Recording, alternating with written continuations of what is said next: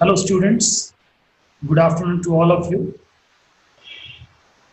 As you know, in the previous class, we started unit number 2, lesson number 3, titled as A Living God.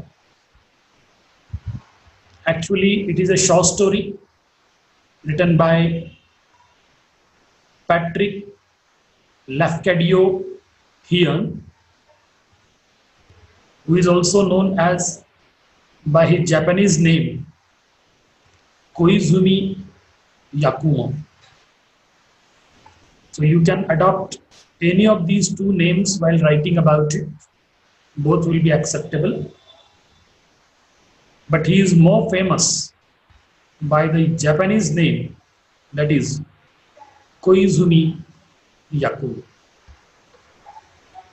So students, yesterday I talked about the general introduction to this particular lesson titled as A Living God. And later I talked about the biographical details of Koizumi Yakumo. And of course, in this class, I'm going to start with the story, A Living God. Now you have the primary idea that the living God in this story is no one but Hamaguchi, who did something very extraordinary for the common people of the village. He did not help the villagers only, but with a philanthropic idea, renunciated everything for the sake of the villagers. And that's why I used the word, whatever he did, that was really very extraordinary. So let us see now. I'll start with the text. As I told you yesterday, that there will be a slight change in the methodology of teaching. And for these couple of stories that I will teach you, I will also take the direct assistance of the text which is prescribed by our affiliated university. And this text is titled as, I hope all of you have purchased it, Horizon, published by Macmillan Education. So I'm going through now the text of the story, available on page number 22 onwards. And now I'm going to read out the first paragraph given in this story. Let us look at this. Page number 23. A Living God. From immemorial time, the shores of Japan have been swept at irregular intervals of centuries by enormous tidal waves caused by earthquakes or by submarine volcanic action. These awful sudden risings of the sea are called by the Japanese tsunami. The last one occurred on the evening of June 17th, 1896, when a wave nearly 200 miles long struck the northeastern province of Miyagi, Iwate, and Aomori, wrecking scores of towns and villages, running whole districts and destroying nearly 30,000 human lives. The story of Hamaguchi Gohei is the story of a like calamity which happened long before the era of Meiji on another part of the Japanese coast. I'm not sure how far did you understand from this particular read out passage? But those who have the textbook right now available with them, and they have simultaneously gone through when I was reading, probably they might have understood so many things from this passage. Students, you see here, right in the beginning of the story, the story writer is giving us the geographical details of Japan, the kind of calamity that happened in Japan time and again, and the kind of devastation that actually takes place because of the rising tides of tsunami. All these things are discussed in brief by Koizumi Yakui. What does the author say here? In the very first line, he talks about the immemorial time the shores of Japan have been swept at irregular intervals of centuries by enormous tidal waves. In brief, the author is talking about the very high tides which are arising out of the tsunami. First of all, in the geographical point of view, you need to understand what do you mean by a tsunami. Actually, it is a kind of movement that takes place underground, or else that comes out with an outbreak in the form of an earthquake in the ocean or a sea. And because of this earthquake movement underground, the high tides are coming and they are devastating whatever that comes in the course of their passage. Second possibility is that is because of the submarine volcanic action. As we could see, the blast of the volcano on the surface of the earth, similar kind of thing also happened under the water, there in the ocean, deep ocean. And whenever the volcanic actions are taking place underwater in the deep ocean, automatically that is also creating a kind of surge in the high tides. And when these high tides are expanded in the course of time, they are taking a very dangerous shape. And the tides, if at all you see, the author has also talked about it. The length of the tide was around 200 miles long. Can you imagine that? It is beyond our perception. We, the people of India, live in the subcontinent of Asia. And it is rarely happening that such kind of high tides are really moving towards our region. In 2004 and 5, I think it happened in Tamil Nadu, and the kind of devastation that took place over there, we people have already witnessed it.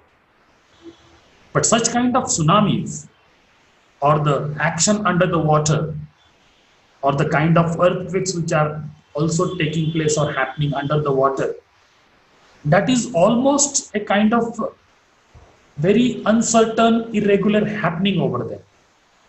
At any moment of time, this kind of movement will take place in the core of the earth, and this sort of very high tides comes towards the plains or the islands wherever the people are inhabited. So here the author is talking about the very high tide of this kind, called Japanese tsunami, occurred on 17th of June 1896. And as the author is telling us that nearly 30,000 people lost their lives with a single stroke of tsunami. Now you can understand the kind of devastation which is taking place after the arrival of or after occurring such kind of high tides in the ocean. Actually, it happened on 17th of June 1896, northeastern province of Miyagi, Iwate, and it also happened in Aomori. So these are the two regions which were tremendously hit by tsunami, and thousands of people, innumerable cattle, and so much of economic devastation took place over there, and the whole of the district experienced a kind of wreck, and scores of towns and villages, ruining whole districts and destroying nearly thousands and thousands of lives, including the lives of the human beings and animals as well. And in that particular region, the story of Hamaguchi Gohei is the story of a like calamity which happened long before the era of Meiji on another part of the Japanese coast. So friends, we are going to talk about such an individual who was a very prominent personality in the region, a highly respectable person in the region, but the kind of contribution that he did for the sake of the society and the villages, that was really something very extraordinary, and that is really seen around us very rarely. And probably that is the reason that this Hamaguchi Gohei is considered to be a living god in that particular area of Japan. Now you see here in the subsequent expression, the author talks about Hamaguchi Gohei. He was an old man at the time of the occurrence that made him famous. Still, we are there in 1896, June 17th. That was the time when that high tide approached towards this Miyagi region and devastated almost everything. Then what was the role of Hamaguchi as such? But before you come to know about the role of Hamaguchi as a very extraordinary person of the region, first of all, you need to know about him also.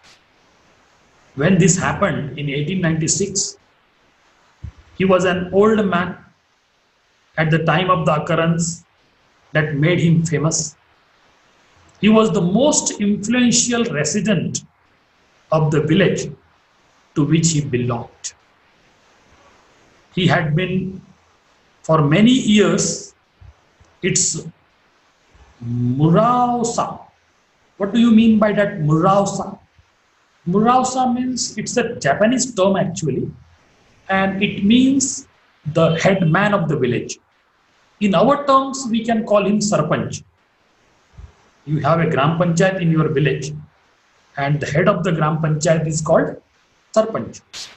So this term, Murausa, means the head man, and he was not less liked than respected. See, this is very important here. People respect others, no doubt. But whether that respect is there from the bottom of the heart or not, that cannot be measured. But here, when we are talking about Hamaguchi, Hamaguchi was a man who was the highly influential person or the resident of the village. Second thing, he was very much respected by the people of the village and the nearby villages also. Moreover, he was given the utmost respect possible, and that was, of course, from the bottom of the heart of the people. The people usually called him Oji-san. What do you mean by Ojisan? This is also a Japanese term. Ojisan means grandfather. As you have your own grandpa or grandma, and you have great respect and reverence for them. Okay. So similarly, this man, that is Hamaguchi, was called Ojisan or the grandfather. But being the richest member of the community, he was sometimes officially referred to as Choza. He used to advise the smaller farmers about their interests, to attribute their disputes, to advance them money at need, and to dispose of their rice for them on the best terms possible. Now, before I explain any other aspect of this particular paragraph, let me talk about this word, which is also again a Japanese term, choza. Choza means a wealthy man, a wealthy person. But what kind of choza this Hamaguchi was? He was a man with a philanthropic approach in life. He always extended his helping hand to the needy of the village. And that too, he has been doing it since long. Probably he himself does not know since how long he has been a very philanthropic person in the village, and constantly, financially, or even in other ways, helping out the people of the village. So now you can understand, without expecting any returns, if somebody is helping the people of the village, okay, and that too, without having any selfish approach, so the kind of respect and reverence that he got over there is beyond our expectations and imagination. So this Hamaguchi was a choza, he was Ojisan, he was Murausa, and so on and so on. So many attributes are possible. So he used to help the people of the village. He used to accept the crops of the villagers, and in return, he used to give them the money. And of course, later on, he used to dispose it in the larger market, maybe in the taluka place or district. And that sort of business also he was doing over that. But he was not exploiting or extracting anything from the people. Moreover, he had a very philanthropic approach towards life and constantly helping out the people of the village. Hamaguchi's big thatched farmhouse stood at the verge of a small plateau overlooking a bay. The plateau, mostly devoted to rice culture, was hemmed in on three sides by thickly wooded summits.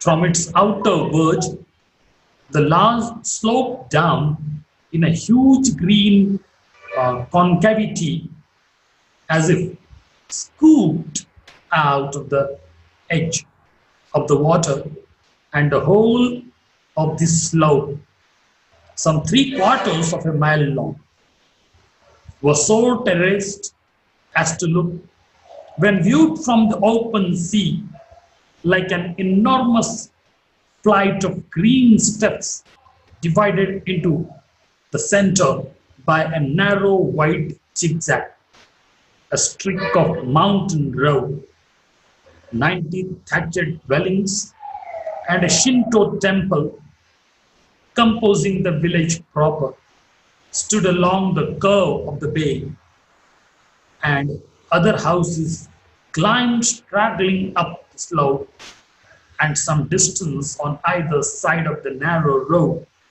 leading to the Choza's home. You know, if you go through this particular paragraph of the text, you will realize one thing. What is that? The writer has described it with the utmost artistic skills or language skills that he could really reveal. What exactly he wants to say? This man, that is Hamaguchi, of course, being the head of the village, being the respectable person, being a rich person, lives in such a location which is highest in the village, number one. Number two, it is a kind of plateau on a small hillside. And if at all you could see that from a long distance, especially from the bay or from the ocean, you will realize that it is somewhat elevated compared to the other houses constructed in the region. Of course, the villagers were living in the downside. Hamaguchi's the only home was in the middle of the hilltop or the plateau, especially the plateau of small hill. And he was living over there. So now you can imagine the kind of flora and fauna that his house has in the surrounding. So it was described very beautifully by the author, and the kind of location that the house had, the kind of view that you could have from a long distance, and the kind of road which is leading to the house of Choza, that is Hamaguchi, is also beautifully described by the writer here. One more thing he talked about, that is a Shinto temple. It means on some other hill, which is also in the vicinity only, nearby only, and there was a temple where the people used to go to perform their prayer, maybe their convenience or in the morning and evening. And that temple is called a Shinto temple. So this is the kind of description of the particular house of the Choza, that is Hamaguchi, and a temple which is also located over there on the top of the mountain. And these are the two places only. Now you please remember that Hamaguchi is living on the top, whereas the villagers are living in the downside of the village. And the Shinto temple, it is also located on the top of the mountain, and it is also elevated compared to the other structures and the constructions of the village. Because later on, when the story will move forward and giving you a kind of climax and the most important scene will be discussed here, that time you will realize the importance of the house of Hamaguchi, which is on the top of the plateau, and the importance of the Shinto temple, which is also located on the mountain, on the top of the mountain. So these are the two very important locations, what I personally feel. And now we are moving forward in this particular story. One autumn evening, Hamaguchi Gohei was looking down from the balcony of his house at some preparations for a merrymaking in the village below. There had been a very fine rice crop, and the peasants were going to celebrate their harvest by a dance in the court of the Ujigami. The old man could see the festival banners, which are called in Japanese nobori, fluttering above the roofs of the solitary street. The strings of paper lanterns festooned between bamboo poles, the decorations of the shrine, and the brightly colored gathering of the young people.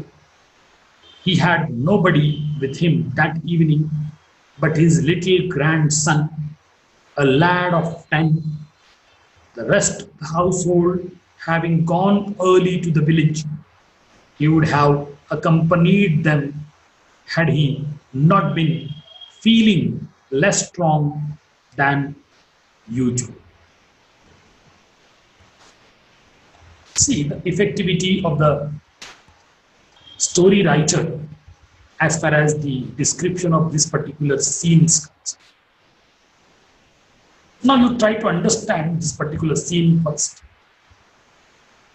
This is the autumn season. This time, the nature has really blessed a lot to this particular village and the vicinity. Fortunately, they got a bumper production of rice crop. And of course, I hope you do know that those who are from the agriculturist family or farmers family, whenever there is the new crop ready in the granary or else ready there in the fields, the people celebrate it. And this sort of celebration is also arranged in the village. All the villagers, whether a small child or an aged old person or the youngsters like you, everybody gathered there in the center of the village. They were performing a kind of dance that was called the court of the Ujigami, and the people were in the festival mood, were in the mood of the celebration of the festival. But today, this man, that is Hamaguchi, he left alone at home because he himself was feeling a little bit feeble and weak today, as he was very enthusiastic compared to the other time. Today he was not doing well. You can understand that. He is growing old, and today he is feeling very weak and feeble. And that's the reason he did not turn up towards the celebration spot where all the villagers were in a merrymaking mood. And he was left alone along with a small child, as it is mentioned over here, as the grandson of Hamaguchi, a lad just at the age of 10. And all the members, rest of the members of the family, they left early their home in order to attend that merrymaking or the festival celebration in the middle of the village. But what actually happened? Since Hamaguchi was not really doing well, because of that anxiety and uneasiness, just to take, a kind of fresh breathe outside, he came into the balcony of his home and he was very minutely monitoring and observing the movements in the ocean. Already I told you, this village is located very near to the ocean or the sea, that you can simply call it a coastal area, a coastal village. And since this man was living on the top of the plateau, and from there he was minutely observing and monitoring the movements in the ocean. And I think what actually he has seen, what was that entire scene as such, how this author has beautifully described it in his own style, and what is going to happen next, maybe in the another few minutes or so. I think that is something really very interesting part of this particular story, and I would love to reserve this part for the next class. Hardly in a couple of minutes or so, I will get disconnected, and I would like to take that part in my next class, so that a kind of anxiety will also be there in your mind, and a kind of surprise that you will come to know tomorrow, that what is going to happen next. Okay, as you might have seen some of the serials or TV sepia, they stop the serial in such a crucial point that tomorrow same time you will be sticking up to the television set. Of course, I am not doing only for that purpose. So this is going to be a turning point in the story also. And I will explain in my own way or in my own style again in my next class tomorrow.